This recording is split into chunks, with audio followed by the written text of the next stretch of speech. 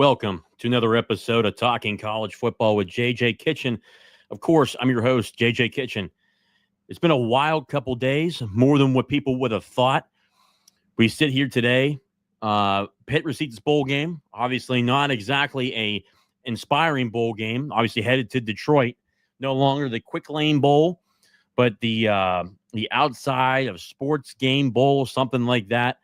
And then also, too, you have on board the Kade Bell rumors that were dropped yesterday. Obviously, FQ Pitt posted that, which is, I guess good on their end. I'd heard rumors, and we'll go over a bunch of this stuff tonight, but rumors galore for the last couple of weeks. If Scott Frost was hired, that there would be a conversation about Kade Bell going to UCF.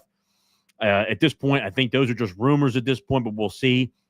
We'll also talk about how, things that I noticed during the week, that Kade Bell was following UCF people between the admin, athletic director, associate athletic directors, players at UCF. Unfollowed those people whenever I looked at FQ Pitt, dropped it. Fifth Quarter Pitt, which is a fan account, or they have national recognition around the country that they have all those fifth quarter establishments that they have. So we'll be talking about that, but also, too, a number of different players within the portal that we'll be talking about tonight. Numerous names in the portal that we'll talk about that Pitt are connected to, have names and lists of people that are coming up, people that they're going to be talking to in terms of the transfer portal, offensive linemen, tight ends, defensive backs, wide receivers, you name it. We'll go over a bunch of that tonight. But we'll certainly dive into the rumors of Kade Bell, people that I've talked to, which have kind of been 50-50 at this point, going back and forth. So we'll talk about that tonight. But you guys always know how this starts off. Colonial Beer is the sponsor of this show, located at 4986 Library Road in Bethel Park, PA, 15102. Of course, they always have the Hail to Pitt can, the Icy Light cans, cool sponsorship there, and corporate sponsorship that they have through there. Make sure you call Colonial Beer. Obviously, they're great people, run by two great Pitt men, two individuals that are truly some of the best when you go back and forth of just how they treat people.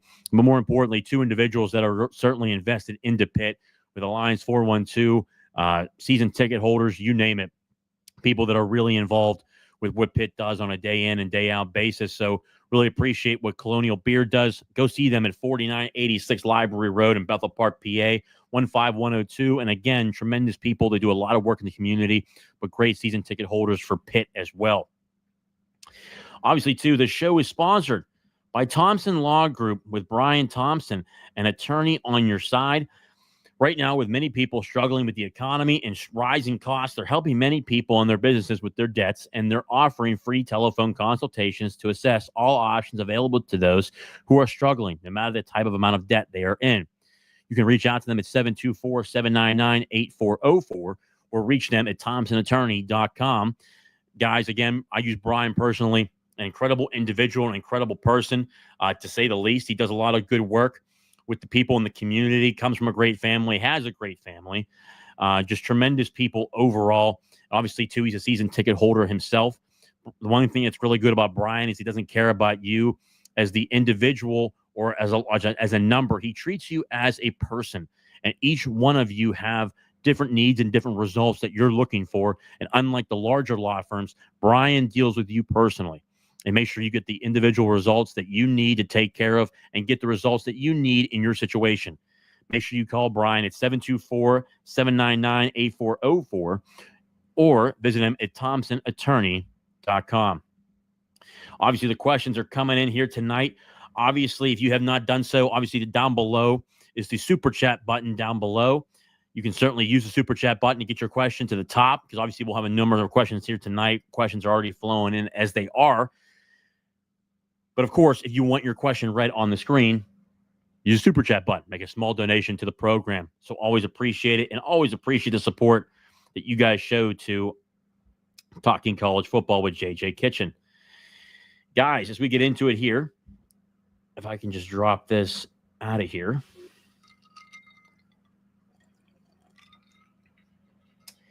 First things up first, the bowl game. Pitt is going to a bowl game. not what many people had thought. I would think that there had been a lot of conversation about the Military Bowl, roughly about an hour drive from Pittsburgh. Obviously, a really good destination overall that I think that would have been really good for Pitt to watch. It'd have been really good for them to get that bowl game. But obviously, there's a number of different aspects that this is really controlled off of when you look at this from a different perspective. Let's see here. Let's even get the name of the official bowl game, because obviously it changed quite a bit. When you look at this bowl game in Detroit, let me see here if I can get the actual name of the bowl game, because they refurbished it, went to a new sponsor. Let's see here.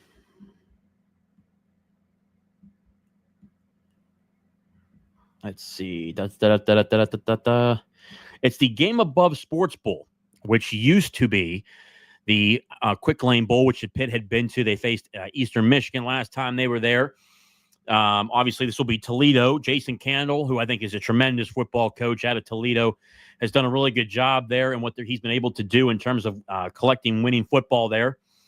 I think overall, when you watch this, obviously it's a totally different bowl game than what Pitt fans would have thought they would have been in at this point, in terms of what, Pitt starting 7-0, then finishing on a 5-game losing streak based on one, I think altogether bad coaching by, the coaching staff.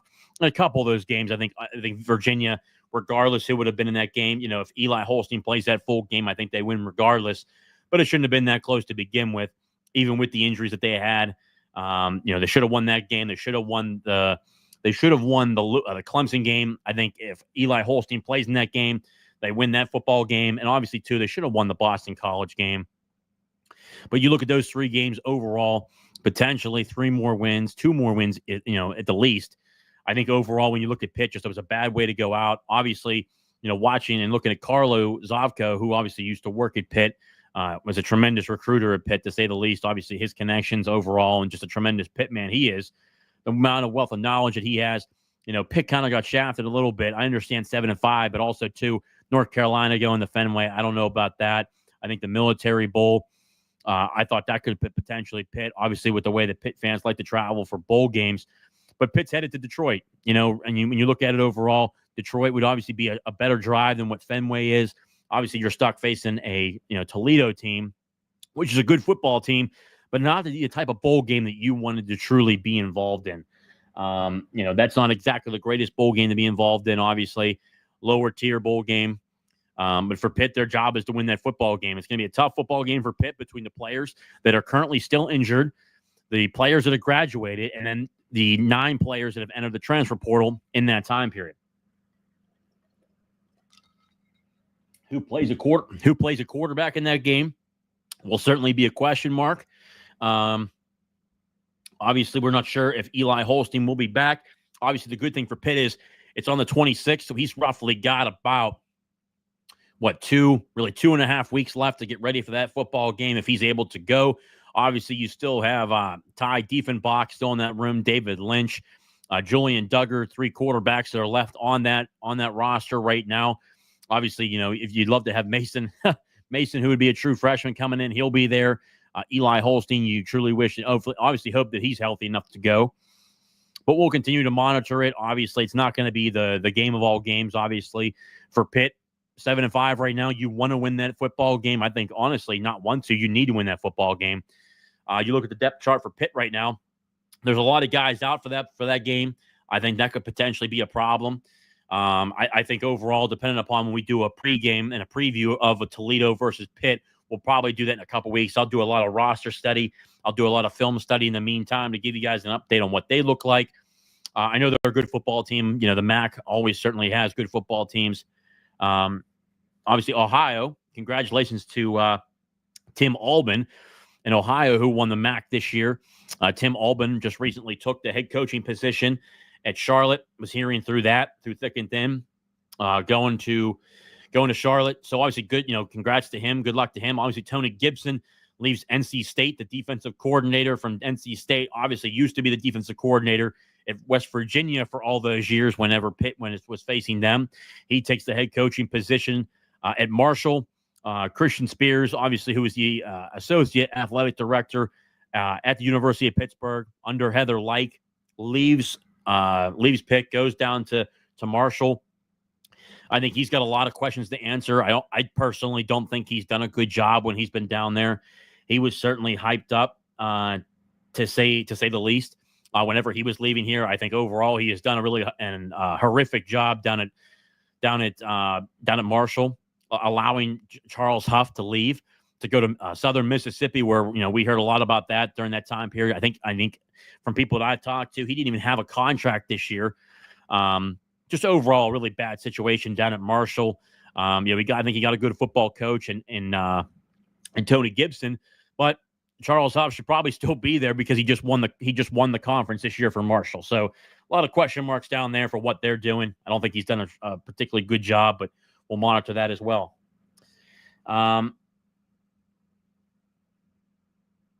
Let's see here. Obviously, a number of different questions coming in here. Obviously, WRW Pitt, smash the like button and subscribe. Of course, always appreciate you guys subscribing to the show, liking the show. Cannot thank you guys enough for jumping on board with that.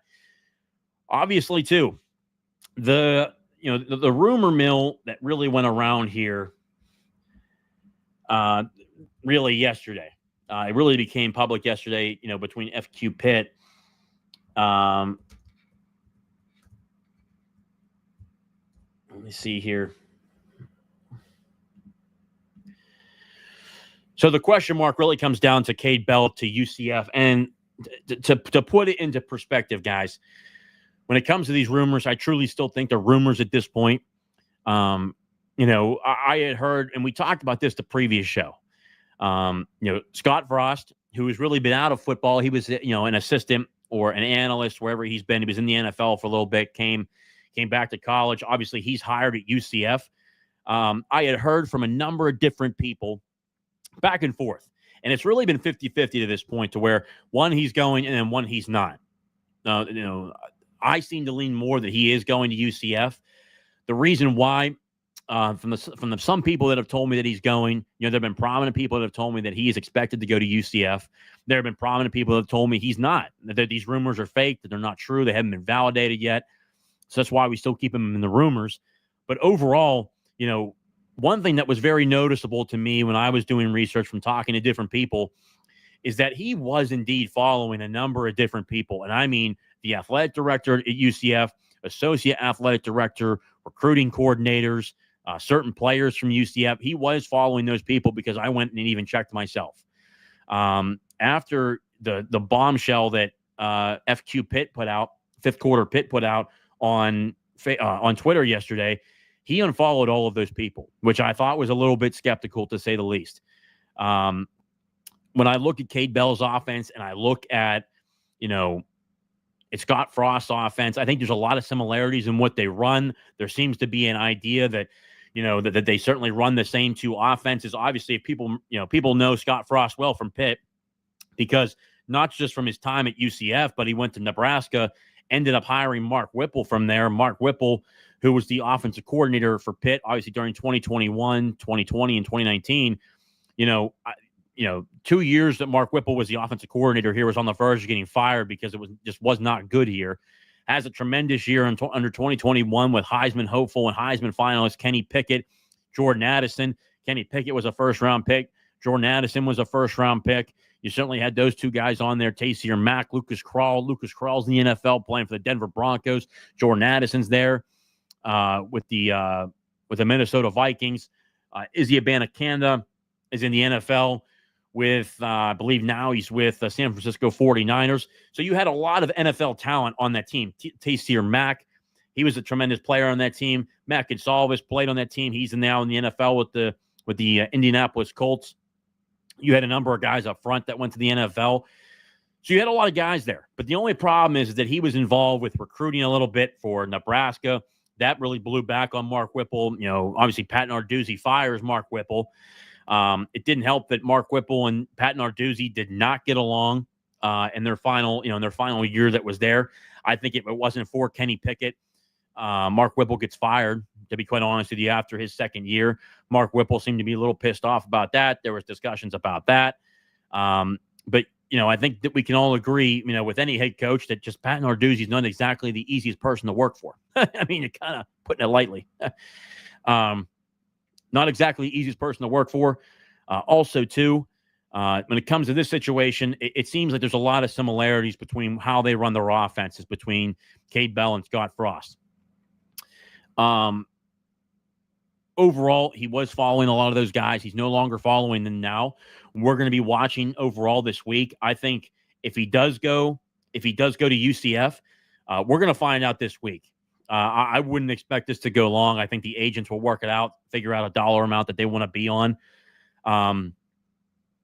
The reason I keep these rumors in light, or I take them seriously to this point, is that, one, I do know personally Kade Bell has been contacted by numerous teams about their potential OC positions.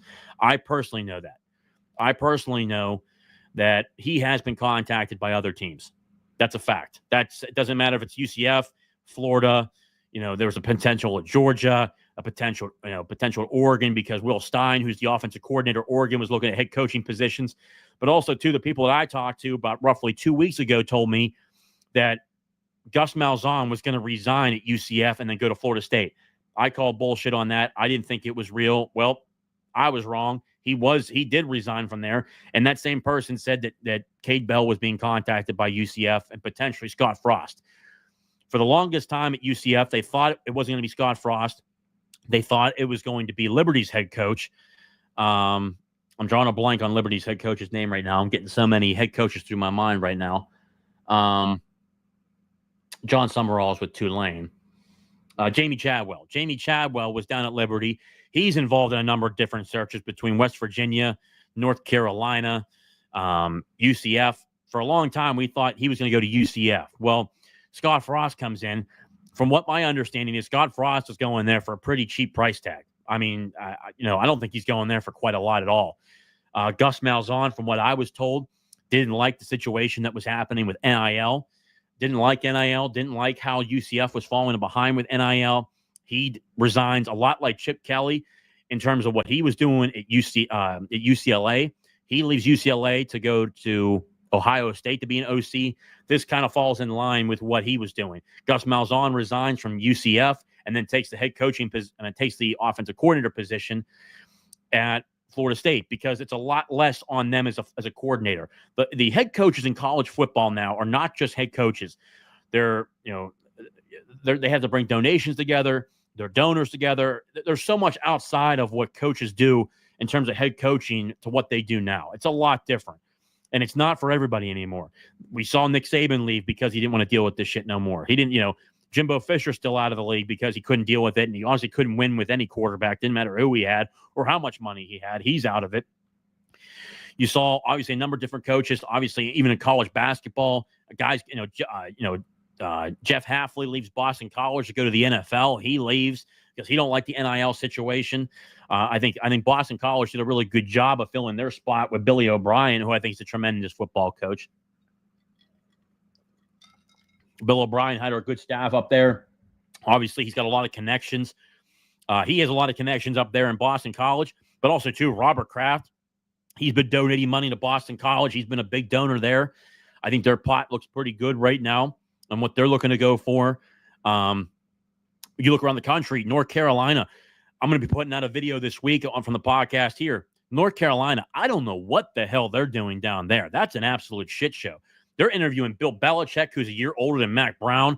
Mac Brown and Bill Belichick pretty much would be the same exact thing. Two guys that are old. Bill Belichick was more of a GM when he was obviously with the Patriots. Obviously, if people don't know, I'm a Patriots fan. So, Bill Belichick's the GOAT, the greatest of all time in the NFL in terms of coaching, but he's not a college coach. So I don't know what North Carolina is doing. From what I heard is that, North Carolina was not offering a lot of money. That the offer that was put out to a number of head coaches was not good. John Summerall, who is the head coach down at Tulane, they were presenting numbers to him. That wasn't certainly a lot. So there's a whole bunch of stuff going on at this point. But it leads back to Kade Bell. Scott Frost going there really, I think, puts a lot of emphasis on where Kade Bell really relies on this. Here's the one thing I'll say to Pitt fans. If he leaves, it's not like the end of the world for Pitt. Do I think that Kade Bell is a good offensive coordinator? I think there's a lot of good qualities that he has. He has certainly shown throughout the year that his scheme does work, especially at times. 350 yards against Clemson, passing with a backup quarterback in Nate Yarnell. You look at the 7-0 run that we had, put up big points. The comeback in Cincinnati, the comeback in West Virginia, the win over North Carolina. The list goes on and on and on. But there are flaws in his system, and I think that there's a lot of consensus to where he goes to a guy like Scott Frost, where they run a lot of the same systems and a lot of the same concepts, but also too, he has to get a lot better in a lot of areas. For instance, schematically pass blocking is absolutely atrocious. I think I don't.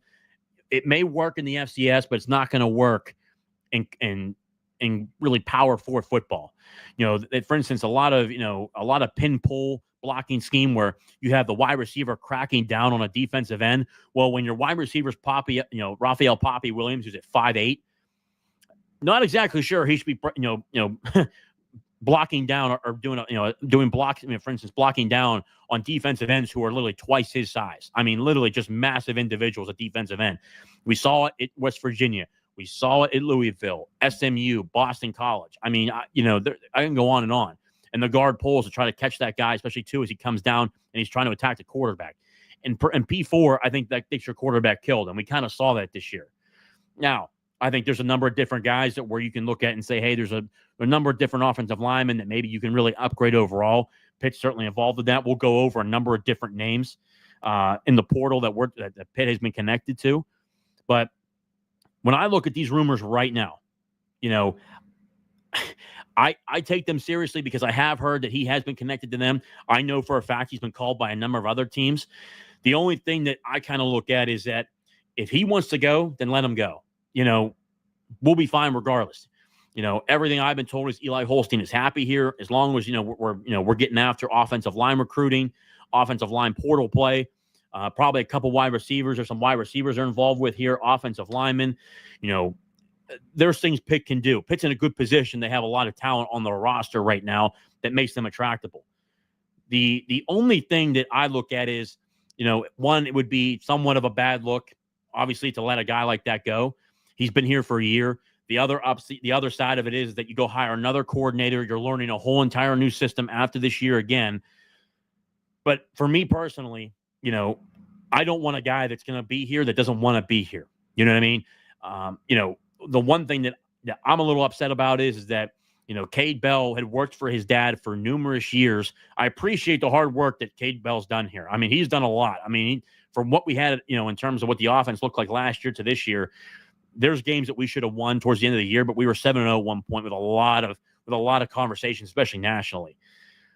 The only thing that I would say is that I'm very confused on why he's looking at other opportunities when really Pat Narduzzi gave him an opportunity here when no one else was looking at him. Florida had certainly had conversations with him, but they looked at him as a risk. A lot of donors didn't want him because he was coming from the FCS level. Pitt takes a chance on him. We see a lot of success, a lot of opportunities to get better at. Obviously, Pitt had a number of injuries this year between Eli Holstein. That's a major factor from QB1 to QB2. Offensive line injuries, obviously, you saw Branson Taylor go out this year. You saw Lyndon Cooper go out at times this year. Ryan Baer was out at times this year. You were influxing at right tackle. I like me personally, I really do like Ryan Baer, BJ Williams, Jackson Brown, Lyndon Cooper. I think Terrence Enos has potential. I think there's a number of guys. Caleb Holmes has potential. But you got to have more guys in there with more depth and more competition. So if Kade Bell wants to go to UCF, I think, hey, by all means, that's fine. There's a bunch of other guys here, which I have been told from coaches outside of the spectrum of Pitt that said that this is an attractable job. Forget about just P4. It's an attractable job because of the quarterback situation. They have wide receiver talent. If Kade Bell was to leave, I would expect Raphael Poppy Williams to leave. I would expect C.J. Lee to leave. Potentially, probably, more than likely, Donovan Reed. Those guys would go. But you still have plenty of other talent on the roster. You would certainly do a roster management for the rest of the year. The portal opens up on Monday. So there's a lot of other stuff going on. And if we've seen over the years, Pat Narduzzi has done a really good job. Give him credit for this. He's done a good job of going into the portal and really doing a good job of acquiring talent without an offensive coordinator. I would imagine Darvo would go with Kade Bell, probably a couple other coaches. I think Bronowski would stay here. I think Lindsey Lamar would stay. The other guys would probably go with them, J.J. Laster and Coach Darvo. But overall, guys, I think when you look at this from a perspective of what this could potentially look like, I think, I'm taking the rumors seriously because I've heard them in the past for about 2 weeks now. And when you look at UCF's opportunity down there, when I was told that Gus Malzahn was going to retire, I thought that was nuts. He does retire. He does take the Florida State job. Scott Frost does go in to be the head coach. I think a lot of it has to do with salary. His salary is not going to be a lot. But this is going to be something to watch. It's about 50-50 at this point. I think we could specifically say it's rumors at this point. But the fact that I've heard it from multiple people tells me that it's a real rumor. It's real. Because he has been contacted by other schools. And I know that for a fact. So he's still here right now. But guess what? I would assume that we find out this week if he leaves or he doesn't. That's a fact. And then we got a lot of players coming in this coming week. The portal opens up this week. This coming Saturday, we're going to have a lot of recruits on campus to where, a number of different guys from the portal that coming into here. So there's going to be a number of different things. Guys, obviously the questions are lining up. If you have a question to get up on the screen, make a small donation to the program, make a small donation to the podcast. We'll put it up here. Yes, Icy Light, a lot of people dogging the bowl game, but more reps for this offensive guys in this offense. Yeah, Adam, I agree. WRW Pitt, please join Alliance 412. Obviously, that's a good, I would agree. We need the money. Hopefully they get Ty Diefenbach ready. No reason for Eli to play, even if he's healthy. I think Icy Light Mango, I agree. Potentially, yes, but also, too, repetitions could certainly help him out as well. Tommy, 5 straight losses. Pitt needs a win bad. I agree. Steve, Bell isn't committed here. Get him out of here. Hey, at the end of the day, if you don't want to be here, then don't be here. I agree. JJ, our QBs got crushed this year because of the scheme. I think Lou, because of scheme, but also, too, look, there was mistakes up front overall that guys missed. But to your point, Lou, I agree. Let's see what else is here. My boy Ryan Rosado, who I know. Hey, JJ, do you know if Tepper is involved with NIL? He's the second wealthiest NFL owner and graduated the year after Pitt's last natty. Could be a game-changing type of donor if he can get involved. Ryan, appreciate the question. If you guys all don't know, Ryan Rosado, if you guys don't know, I grew up in Dormont before I moved to Mount Lebanon. Ryan Rosado is truly one of the greatest people you'll meet, an incredible individual, really good friend of mine, and obviously a diehard Pitt guy like all of us are here in the chat. And the hundreds of people in here between X and YouTube, we have about 730 people in here now. So really appreciate it and appreciate Ryan's question. Hope you're doing great, Rye. To your point, from what I've been told, is that when it comes to NIL, there are aspects of owners who can't get involved with NIL if the collective is separate from the university, which is really everybody at this point. Now, other universities have posted up different types of accounts or, for instance, type of funds that people can really get involved with. Like you've seen, for instance, Michigan, who has an owner. Michigan has an owner that's involved. I can't remember which team he owns in the NFL, but he donates to a program or a fund at Michigan that he's involved in. Robert Kraft does the same thing at Boston College. Ken Kendrick, who's the owner of the Arizona Diamondbacks, does the same exact thing with West Virginia. When it comes to David Tepper, he had previously not been involved with NIL because of the rules, because they're separate.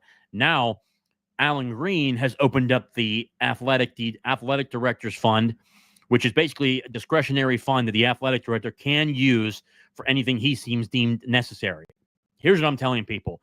That athletic director fund with Alan Green is 100% for NIL. And what that does is it allows those bigger guys to get involved with NIL. Ryan, from what I've been told, he has not done a lot.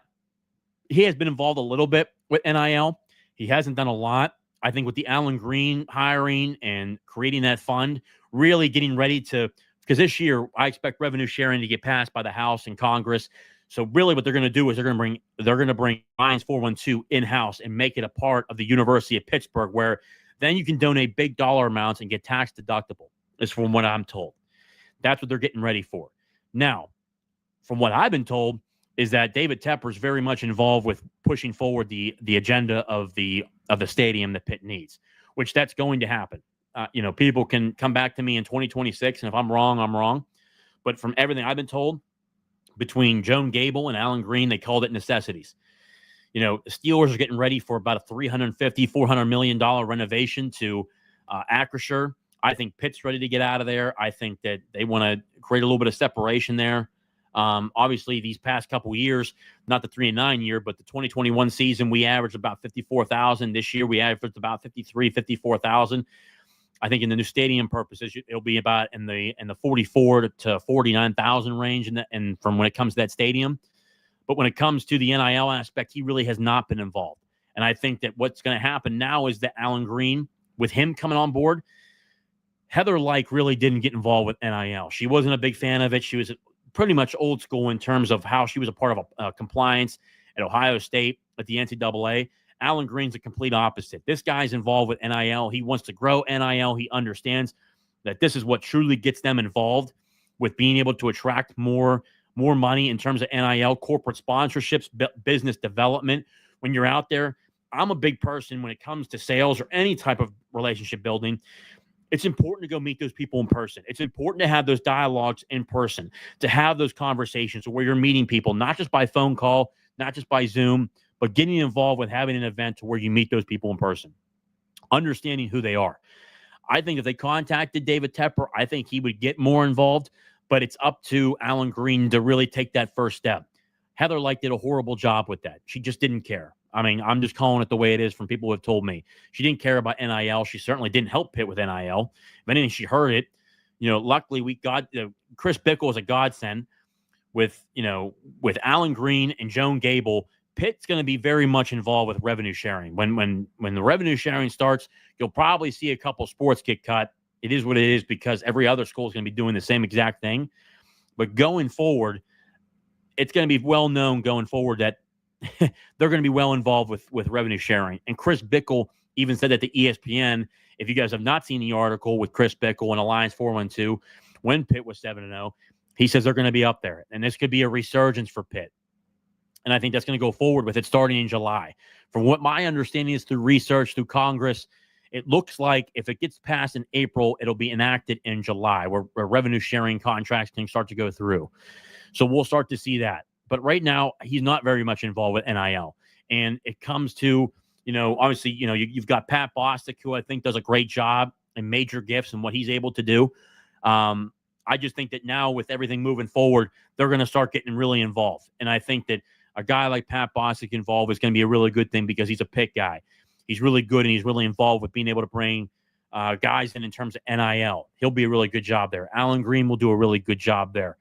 But they need time to really rectify this type of stuff, which is why, Heather Lyke was let go. So great question by you. But as of right now, he's not involved. I think he's very much involved with the stadium. But when it comes to NIL, he's not really involved right now.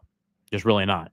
And to be honest with you, because of the relationship that, that Heather really didn't get involved with, I really don't think he cares that much. But a conversation and a sit down could certainly do something in terms of changing that perception. Alan Green has to do that, or NIL, Alliance 412 needs to have those conversations. We'll see what it looks like going forward. But great question, Ryan. T-Man. Do we worry about Holstein if Bell leaves? No. And here's why. I don't think that he goes with Kade Bell because, one, I think there's some discrepancy there. What these offenses could potentially look like. I think Eli Holstein and his family love it here at Pitt. Actually, I know they love it here at Pitt. But what they're going to probably do is see who Pitt hires. Now, if Pat Narduzzi goes out and hires some lame duck, pro-style offense, lethargic offense, then, yeah, he's going to go back to the SEC. That's kind of how I look at it. It depends on who he hires. I don't think we lose him. I think we'll lose the Western Carolina guys, which, by all means, hey, Desmond Reed, I think, is a tremendous football player. I think TJ Lee's a good football player. Raphael Poppy Williams was good early on in the year, but, I mean, towards the end of the year, he couldn't catch a cold. I mean, that's a problem. Those guys will go. But I don't expect us to lose many guys at all. I mean, we'll go out and hire another coordinator. There'll certainly be a lot of interest. The only thing that I question going forward is that if he does leave this week, Pat Narduzzi can't do this shit with waiting 3, 4, 5 weeks to make the hire. I mean, you need to get involved. You need to get after it. If you're able to hold on to guys and you're able to talk to the team and say, hey, look, I'm going to hire the right guy, and they stay, hey, that's fine. But when you're trying to get guys through the portal, you want to have an idea. Now, obviously, he's done a good job without having a coordinator saying, hey, look, I'm going to hire the right guy, trusting the process, and he does bring guys on. He's done it in the past. Obviously, and then, they brought guys on through the portal before without a coordinator. They hired a coordinator. I would expect Pat Narduzzi to do the same thing what he's done this past year. It would be more of an up-tempo offense, changing it up, understanding there has to be a change. If he does go back to his old ways, that would be absolutely horrific. Also, too, I don't know how much time Pat Narduzzi has left in terms of his overall career. We'll see what he looks like in terms of the years go on. I think it'll be a year-by-year basis if he retires or not. There'll be conversations about that. But he's certainly coaching for what he needs to do this year and coaching for his job in terms of turning it around, because there has to be changes. There's certain ways that he coaches that just isn't getting the job done. When you start 7-0, I don't care how many injuries you have, you can't lose some of these games. Shouldn't have lost UVA. You shouldn't have lost Boston College. The game against Clemson, your defense faltered. Well, I think it was tremendous throughout the entire game besides 2 drives. I mean, shit. I mean, they had to go 80 yards. I mean, for Christ's sake, they had to go 80 yards in a minute. I mean, Jesus Christ. I mean, make a stop. I mean, holy hell. I mean, eventually you need to have that conversation and say, what the hell? But we're going to monitor this going forward. But I take these rumors seriously because I've heard about it for 2 or 3 weeks now. And now Scott Frost is there. And the fact that Cade was following those people from UCF and now he unfollows them, that's very skeptical. Pittman Zach with the super chat. In the portal, any news on Pitt looking at Western Michigan tight end Blake Bosma? It seems like he would be a good fit. Well, this is a great transition, so I appreciate the question here. And as you can see through the number of notes here, a number of different names that we're going to look at here. To start off, this is a great question, Zach. I really appreciate it.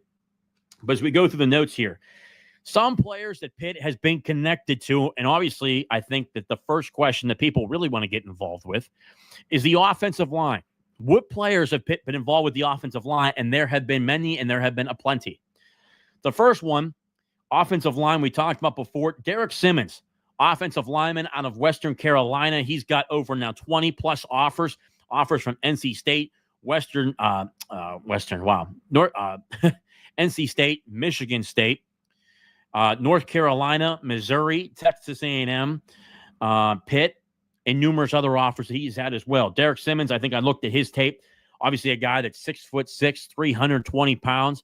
I think he would be a really good ad overall. He fits the mold of what you want in a power 4 offensive lineman. Certainly, everybody else thinks the same exact thing. When you have 20-plus offers in the portal, you have potential to really get involved with within the recruiting. I think he would compete for a starting position immediately. I think he's a transformative player in terms of he could play guard or tackle. He could play either or on both sides. He can certainly create a lot of competition for everybody in terms of the offensive line room. So that's one player. Derek Simmons out of Western Carolina. The next player, William Reed. And also, too, Derek Simmons will be here on Saturday for a visit as well. William Reed, offensive lineman out of Princeton. He'll be here on Saturday for a visit, I've been told as well. William Reed, a good offensive lineman out of Princeton. He's got a number of different offers. Through a number of different stats, though, the only thing that concerns me about the Princeton ad is that I think it was only out of all of the people that were going from the Ivy League to the Power 4, only 10% 10% this year were contributors. That's a little bit concerning. Just saying. While I look at his tape, I think there's potential there. Do I think he's a home run addition? No. Do I think he's better than some guys on the current offensive line? Yes. I think he could be a potentially good addition, but overall, William Reed, wouldn't be a home run, but certainly be an addition in terms of depth and being able to bring a guy on and potentially being a contributor. So William Reed out of Princeton. Also, too, Caleb Carter, another offensive lineman out of Western Carolina, could certainly play the center, guard, or tackle position. The 6'5", 290 pounds, a guy that can play the center position, guard position, or tackle. If I had to bet, probably the center or guard position from what he's been able to play at Western Carolina. He's a guy to watch out for, and I would think really right now, Derek Simmons, he's going on a number of different visits between Michigan State, Auburn, Missouri. He's got a number of different offers out there. Michigan State, he'll be looking to visit. Pitt, obviously having a visit with. Hopefully they can close him. But obviously Caleb Carter out of Western Carolina. The next one, Tristan Boulds or Bolds. What do I have here? I can't even read my own writing. Tristan Boulds out of Michigan offensive lineman. He'll be a graduate transfer. He did a really good job. He had a number of different snaps. Obviously, when you look at Michigan, they're known for their offensive linemen. He came in with the Jim Harbaugh era. Obviously, Jim Harbaugh did a really good job of being able to recruit offensive linemen in his time at University of Michigan. Obviously, Sharon Moore. He's obviously there. He was obviously the offensive line coach for Michigan. He's now the head coach. A guy there, I think he's leaving there just because when the room's so crowded, he's looking for more time. Pitt would certainly present that opportunity to get more time there. He currently has 16 Power 4 offers at this point, so they're certainly in contention for there. Also, another name, Kendall Stanley. Kendall Stanley out of the University of Charlotte. Charlotte just lost their head football coach. Obviously, Tim Albin, the head football coach at Ohio, has taken that job there. We'll see if he ends up staying there or not. I think Tim Albin will be bringing in some of his own people. But Kendall Stanley currently has 9 Power 4 offers. I think he'll be coming on a visit here eventually. It's not set up yet. They've certainly had dialogue about potentially bringing him in there. He played offensive tackle for Charlotte. I think he's more athletic enough to be able, he can move around between guard and tackle. So he'll be a guy to watch in terms of what he's able to do when it comes to potentially going to Pitt or which positions he could potentially go to. Darvo will certainly make those discrepancies. So really right there, Derek Simmons, William Reed, Caleb Carter, Tristan Bonds, and then Kendall Stanley out of Charlotte are the offensive linemen I've been hearing so far.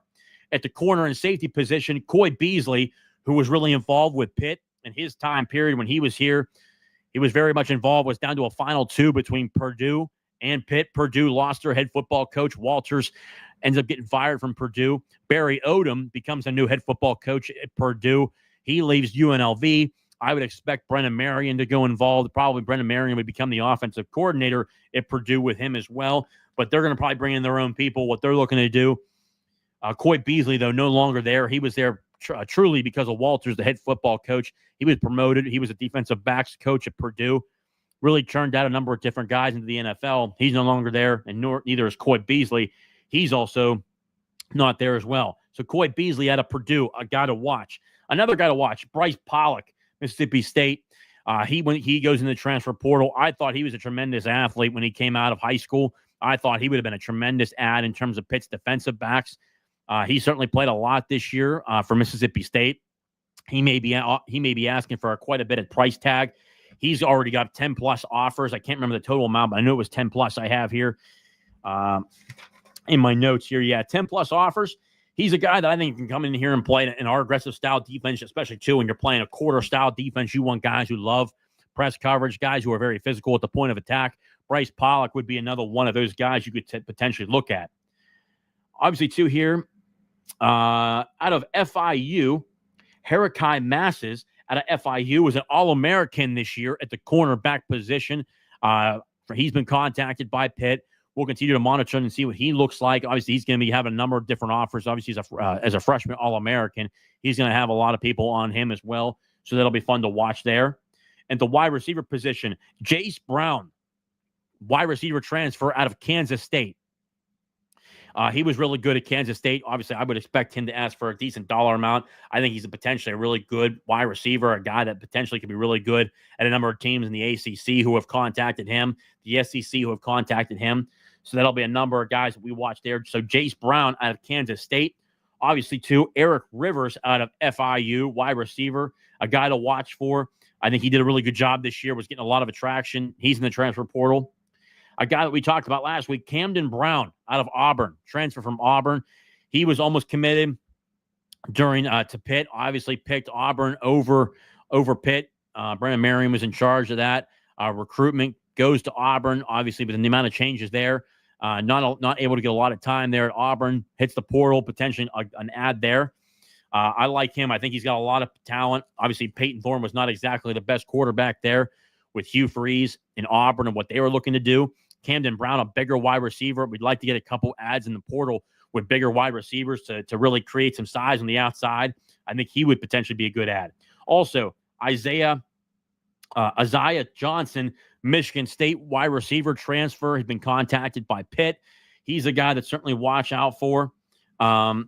It's funny here. We come into tight ends now. Pittman Zach, to answer your question, yes, he has been contacted. Western Michigan tight end Blake Bosma has been contacted by Pitt, but also, too, Zach Atkins, Northwest Missouri State, who has over 32 Power 4 offers, Division II transfer.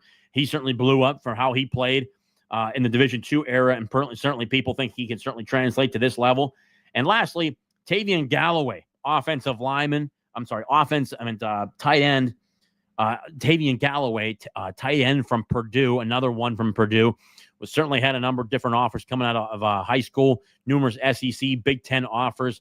Went to Purdue. Heard he got a decent bag coming out from there, so got paid there. But now he's back in the portal. Certainly a guy that will certainly be in talks of what he looks like and where he needs to go. So overall, between there, from what I've heard, there 1, 2, 3, 4, 5, 6, 7, 8, 9, 10, 11, 12, 13, 14, 15 different guys in the portal that Pitt has contacted that I've found out about, and I can assure you it's more than 15, probably in the 40 to 50 range from reaching out to certain people. So it'll be fun to watch. But Pittman, Zach, I appreciate the donation to the program. But to your point, yes, he has been contacted. Western Michigan tight end Blake Bosma has been contacted, and thank you for the super chat, my friend. Icy Light Mango, I don't mind losing Bell. I just don't want Eli to go with him or anywhere else. I don't expect him to. I don't expect him to go with Kade Bell. He certainly likes it here quite a bit, to say the least, from what I've been told. So, Dude's track record with OCs is dubious. Well, I disagree with that. I don't know. I don't know about that. Team Man UCF announced a welcome to Frost. Yeah. But Will, to your point about the offensive coordinators, I thought Jim Chaney was a good OC offensive coordinator. I thought Mark Whipple was a good offensive coordinator his last year, so that was a good hire. Kade Bell, for what he was able to do here for the 7, 8, 9 games, I thought he was a good hire. Sean Watson was bad. Matt Canada was a good hire. So I mean, between Jim Chaney, Matt Canada, Mark Whipple, and Kade Bell, I would call them good hires, man. I think that's 4. So 4 out of his 6, I guess, or 4 out of 5. Because the ones I'm forgetting there were bad, where Sean Watson was bad, and then Cignetti was bad. So I think 4, 5, 6. So out of 6 coordinators in 10 years, he's had about 4 good ones. Chaney was gone in a year. Matt Canada was gone in a year, because Matt Canada, I mean, I think the work Matt Canada could have done here could have truly been special, in my opinion. I thought it could have been special, but he got, he got over his skis a little bit, went after the bag, and it just didn't work out well. To retaining them. Yeah. I mean, I don't know. Jim Chaney was a Southern guy. He wanted to go back to the SEC. I heard about that. He wanted to go back to the SEC. That's a whole nother story, but he's a good man overall. Mark Whipple, for people that don't know, I mean, Mark Whipple was going to get fired after his second year. The only reason he returned because it just wasn't good enough. I mean, we couldn't run the football. The pass game was sporadic at times. But Mark Whipple, while he was able to throw the ball around at will, I mean, he only had really one good year here, and they certainly did not get along. But also, too, towards the end of his tenure there were certainly conversations that, Mark Whipple was kind of helping, Nebraska try to get guys into Nebraska in terms of recruiting. So he was kind of recruiting for 2 teams. That wasn't good. He also was trying to get ready for retirement. He goes off to Nebraska, does a horrible job with Scott Frost in Nebraska. Scott Frost gets fired, and now Mark Whipple hasn't had a job since. So I don't know, if that's bad or not. Matt Canada, I think they were, they actually were pretty tight. I just think the overall debacle there was that, Pat Narduzzi told Matt Canada not to leave and to wait to get a head coaching position. Matt Canada didn't listen. I mean, we offered Matt Canada $1.1 million to be the OC here. He ends up getting 1.4 from LSU, goes there for half a season, gets fired, was out of football for 2 years, then goes to the Pittsburgh Steelers to be a quarterback coach. Was an absolutely shit show of a hire for the Steelers. But I thought Matt Canada could have done something really well here. Then Sean Watson was bad. That was just a bad hire overall. That didn't make any sense from the beginning. That was just a bad hire. But overall, I think that some of these guys keeping them have not been up to him. I think there's been a lot of egos involved. Obviously, don't get me wrong. Pat Narduzzi, by no stretch of the imagination, is an easy guy to work for, from what I've been told. But guess what? So are a lot of other guys. I mean, the amount of stuff in the stories I've heard about Nick Saban in the coaching room behind closed doors, you guys wouldn't even believe the shit that they were told to do. I mean, that's a whole nother level. So, and again, I'm not comparing Pat Narduzzi to Nick Saban. They're two completely different coaches, and Pat Narduzzi is nowhere near Nick Saban's level. But yeah, that's pretty much on that. Well, if there are no more super chats, guys, I think we pretty much hit it all.